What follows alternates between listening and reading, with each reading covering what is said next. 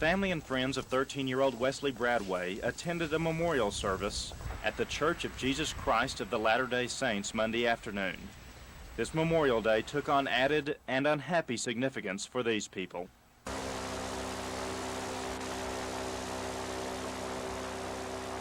At the same time, the search continued for Bradway's body. Bob Sharp took the Highway Patrol's airboat out on the North Canadian. It was one of 4 boats rescue officials sent up and down the river, hoping to find a trace of the boy.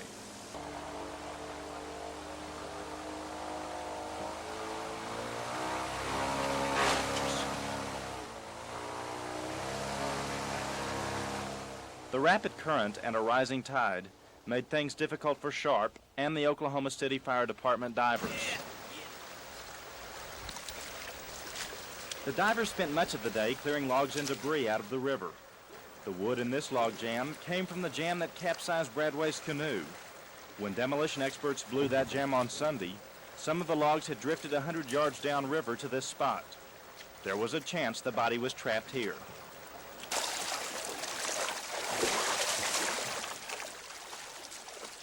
This water on the average is probably around 5 feet deep right in here with some holes. They get a lot deeper than that. But the chances of us feeling around here are real good. That's why we're trying this out. The work was hard and tedious. The water temperature was below 60 degrees, and the chance of success seemed remote. These divers are working extra hard today because they know as time passes, the chances of finding Wesley Bradway's body decrease. Bill Ross, Action 4 on the North Canadian River.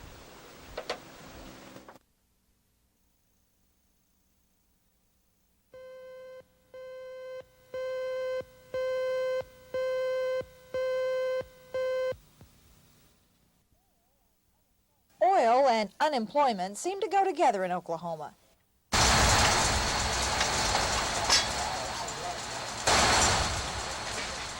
When oil production is up, unemployment is down. But right now, the positive effects of the oil boom are wearing off. For one thing, there's an oversupply of oil, and so many workers in the oil fields are being laid off. But according to the Oklahoma Employment Security Commission, that does not mean they won't ever get back to work. I think the biggest thing, though, is kind of a regrouping and seeing where the situation is. There's been a noticeable return of some of the major oil companies to the state. Now, just what this will do over a period of time, I think remains to be seen. We'll have a better indication when the employment figures come out later this month. Bella Shaw, Action 4 at the Oklahoma Employment Security Commission.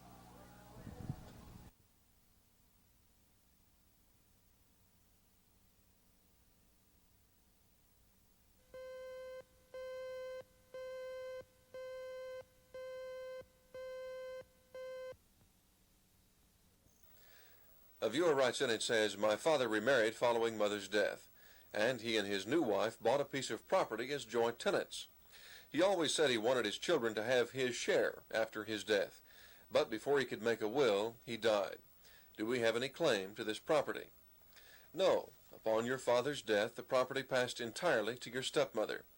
Even if your father had made a will saying differently, the property would still have gone to her, since joint tenancy property passes automatically to the surviving joint tenant, regardless of what a will says.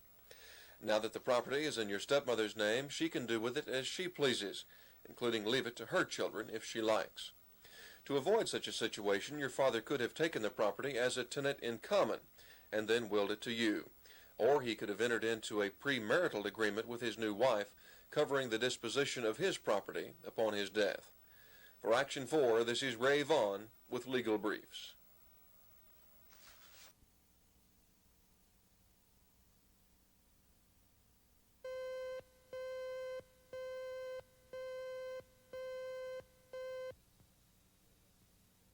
A viewer writes in and says, "I've heard that if you leave someone $1 in your will, then they can't contest it. Is that true?"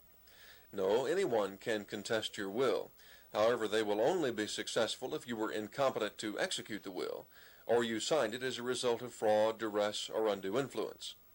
What you will ensure is that the person you sought to disinherit will have to be notified that he or she is an heir to your estate, and you will invite their participation in the probate and possible contest. And then, if they refuse to accept the bequest, you will cause your executor and your estate's attorney additional work in obtaining permission to close the estate without a full distribution. Do your estate a favor. If you want to disinherit someone, mention their name and say, "I leave you nothing." Don't leave them something, even if it's $1, and invite their participation in the proceedings. For Action 4, this is Ray Vaughn with Legal Briefs.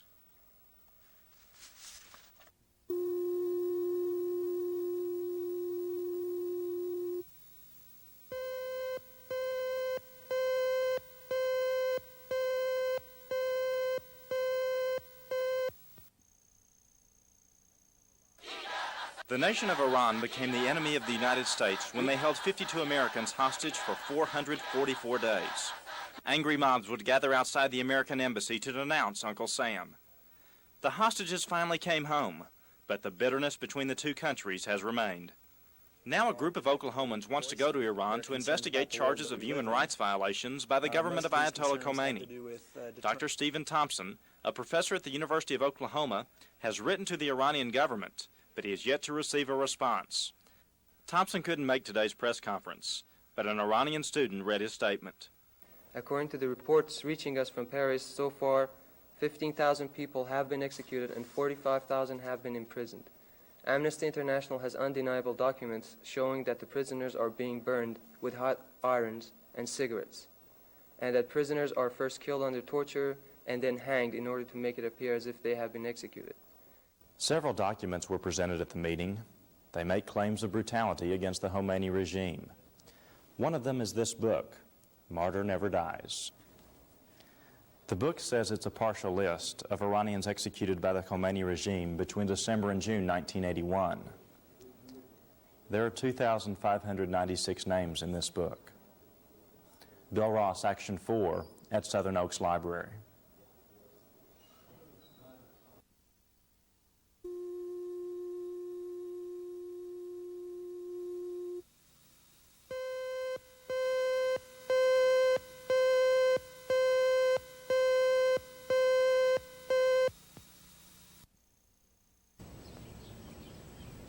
This is the chemistry building at the University of Oklahoma, also called Debarr Hall, named after Dr. Edwin Debarr. He was one of the school's founding fathers, and he served as the first vice president here. He worked here for 30 years until he was asked to resign in 1923 because he was the leader of the Ku Klux Klan in Oklahoma. Not only the leader, but he was the Grand Dragon. Even though Debarr has been dead since 1950, his name continues to be a hot issue in 1982. And at the OU Board of Regents meeting, several people told the regents that Debarr Hall should be renamed. Students and civil rights groups felt that by not renaming Debarr Hall, the university would be honoring a once very active KKK leader. Some of the regents were concerned that Debarr was not here to defend himself, but students feel documented proof of Debarr's Klan activity is enough reason to change the building's name. One man who we feel is unprecedentedly wrong in what he has done in the past, and because he shows no regret, we are saying that his name should not be memorialized here at the University of Oklahoma. Hitler was not there to defend himself when his name was taken off Adolf Hitler Straße in every town in Germany. It is a very symbolic issue that proves to the people of the future that this type of discrimination and hatred and violence based on nationality, religion, and race will not be allowed to exist or will not be condoned by the university or by a government. It should remove the name from the building. Secondly, that it should place a plaque upon the building recognizing Edwin Debarr's achievements here at the University of Oklahoma, and at the same time explaining why the name was changed in 1982.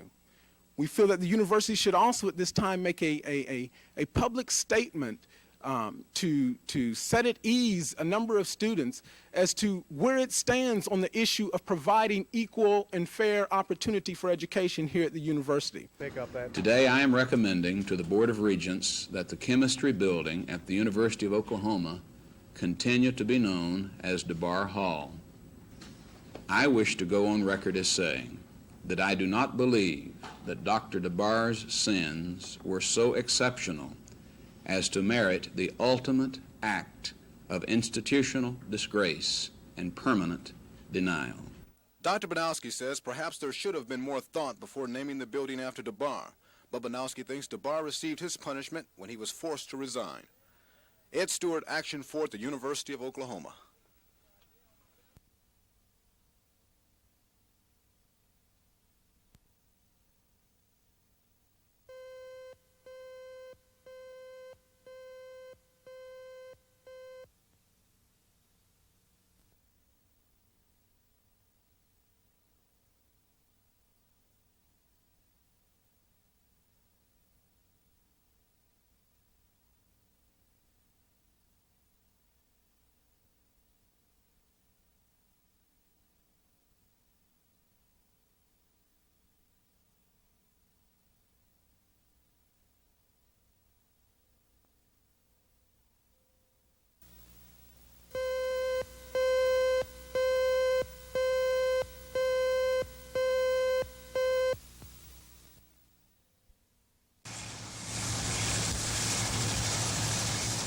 The wheat harvest is now underway in southwestern Oklahoma.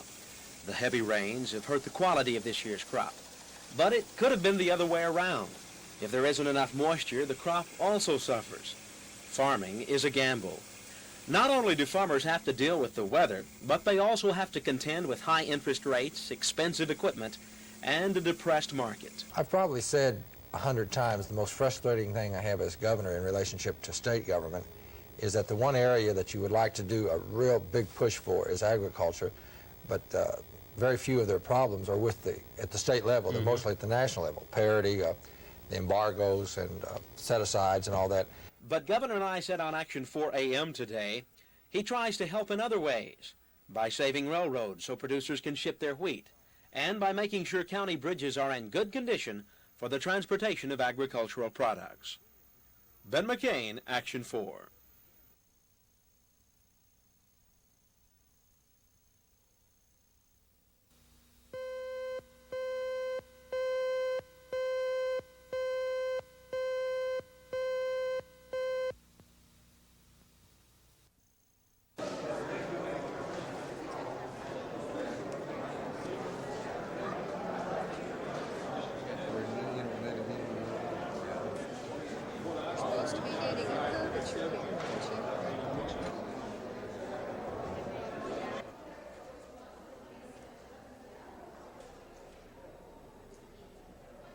Where people live, you know, has I think very little to do with their sophistication. I mean, there's some of the most sophisticated people in the world live out here because they like the climate, or you know, and the most important art collectors. And I mean, I'm from Sweden. I used to live in Paris. I lived in Africa, and I live in Texas now. That doesn't mean to say, you know, that we are backwards in Texas, you know. Ken, thank you. Thank you very much.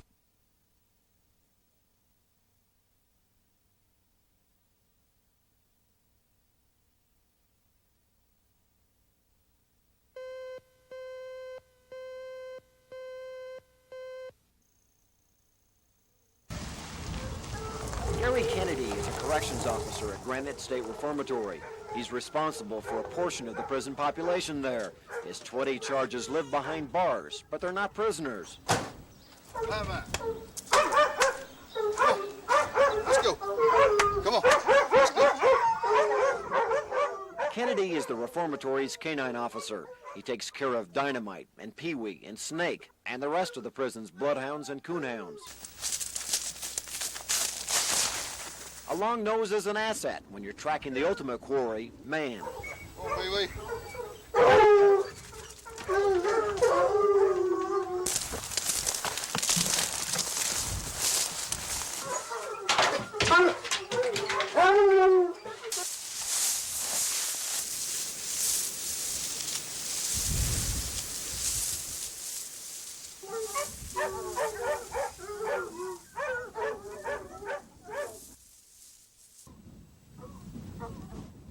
Bloodhounds are blessed with a keen sense of smell, but Kennedy must work daily with his dogs to refine their tracking skills. You have to do a lot of training on these dogs. It's just nature for them to use their nose, but you have to bring it out of them. It takes about 2 years to have a real reliable dog that you can trust. The hounds usually get their man. Get him. Come on, Molly. Get him. This time they treat a reformatory volunteer. Next time it could be an actual escapee. It just goes to show you, a dog is not always man's best friend. Scott Wallace, Action 4 at the Granite State Reformatory.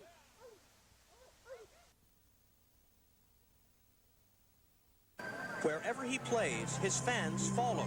He's the Pied Piper of at least one generation. He makes me dance without music.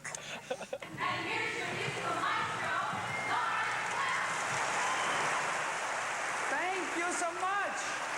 What an audience.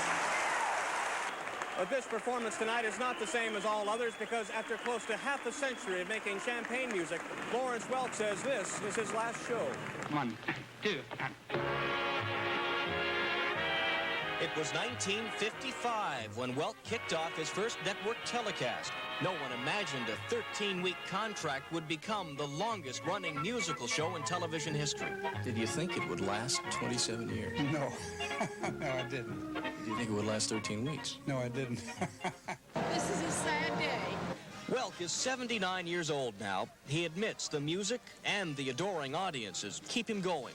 I'm a fortunate man that I'm in a business that I love, which is music. Now so long to all of the champagne music makers. Although Lawrence Welk says he's retiring, don't count on it. His friends believe he's really thinking vacation. Will we see you again? I hope so. I hope so. In Concord, California, Wayne Friedman for NBC News.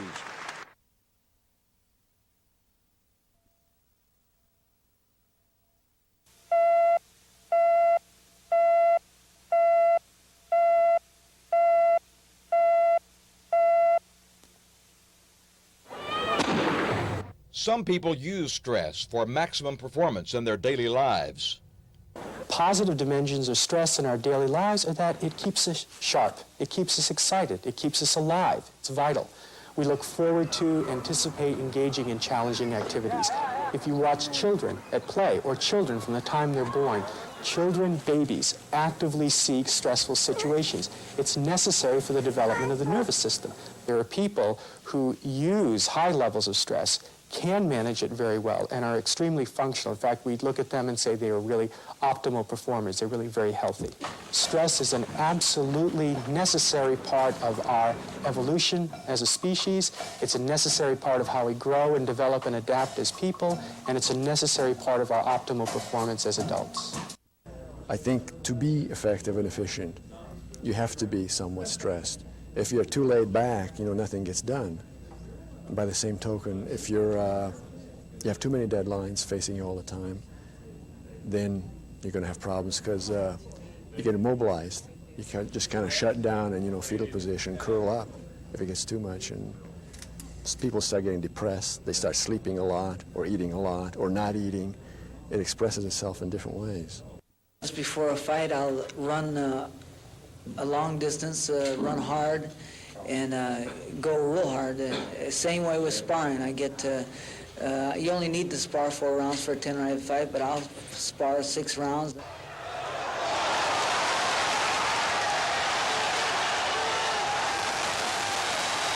After you go up to the top with that excitement and energy, then you turn it inward and you control it. And that's what dance is all about.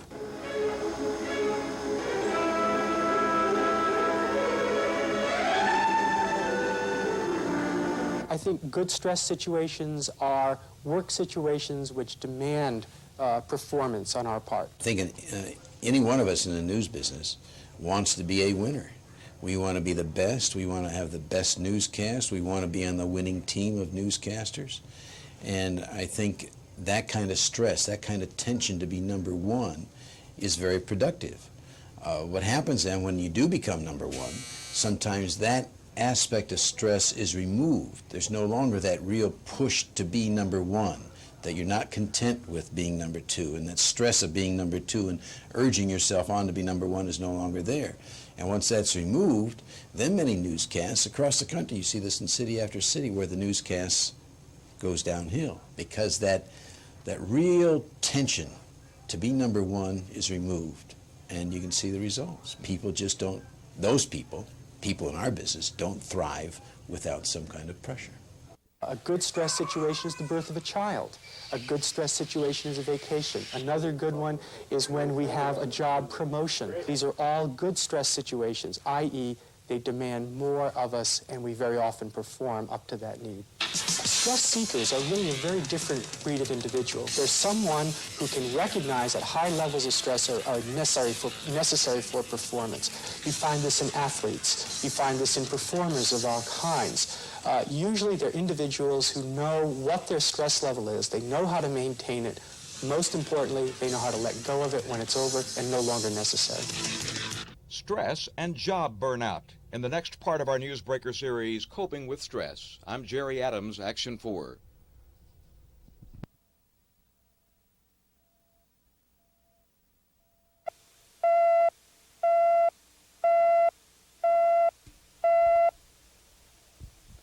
Kilo appears will be overtaking traffic 12 o'clock, 5 miles southbound.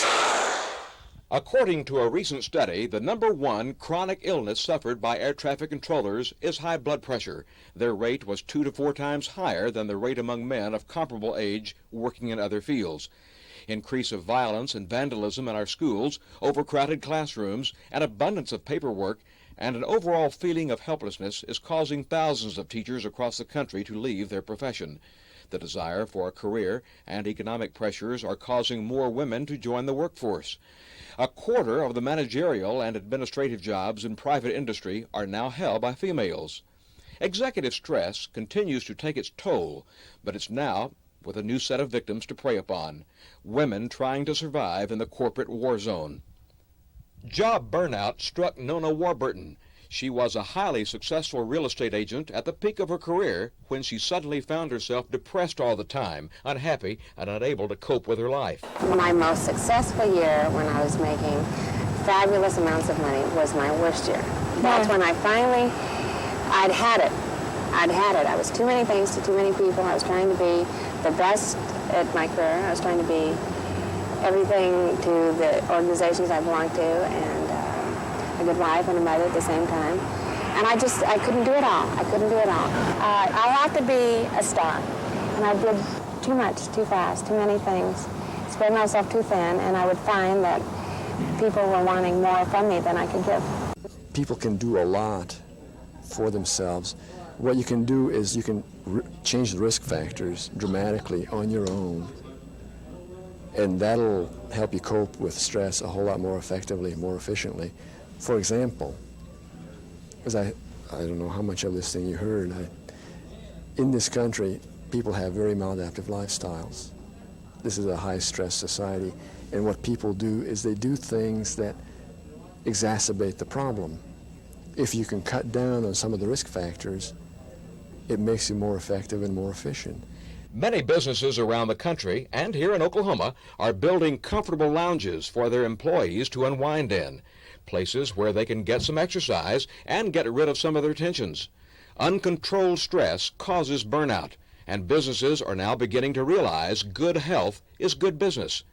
Dr. Walter Boland says stress is not a disease, it's a condition of life.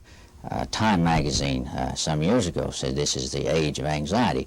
And I'm not so sure that we're much more anxious than the farmer who, plowing the field, left his gun at the far end and the Indians came over the hill and the side that his gun was on. He was probably under just as much stress as we are at this day and age. But we are attacked by cars and ozone levels and lack of gasoline or too much gasoline and all of our various things. And sometimes the stress that we create or we respond to is from within, rather from without. Stress and heart attacks. In tomorrow's segment of our Newsbreaker series, Coping with Stress, I'm Jerry Adams, Action 4.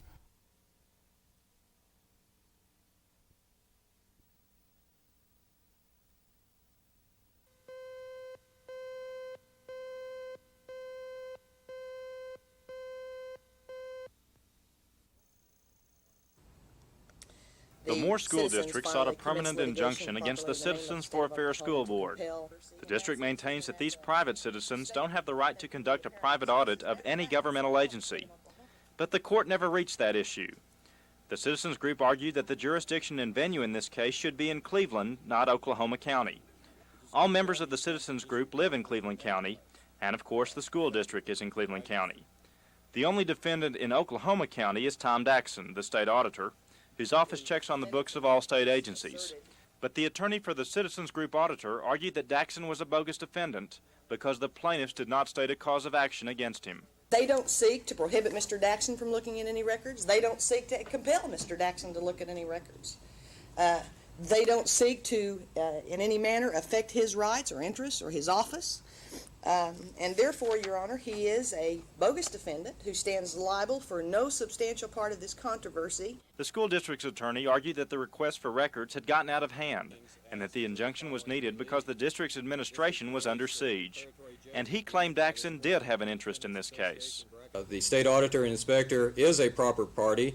The declaratory judgment venue section is very broad, and under that umbrella it brings in the state auditor and inspector, who certainly is vital to the determination of this lawsuit and the issues that are present here. After a short recess, Judge William Sade ruled that Daxon was not a proper party. The judge then announced his decision. Therefore, this court holds it has no jurisdiction and it will be dismissed. The proper jurisdiction for this case is Cleveland County, Oklahoma. The citizens group was delighted, but this was just the first step in what promises to be a long and costly battle. Bill Ross, Action 4 at the county courthouse.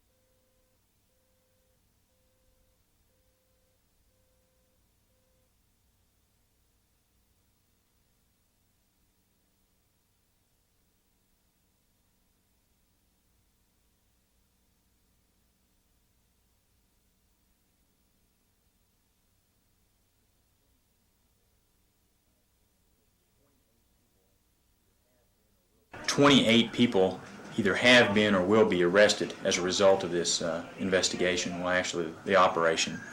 Of the $300,000 worth of merchandise recovered, 28 automobiles were recovered, 36 weapons, and some oil field equipment. And the charges will range from burglary to auto theft and some drug cases.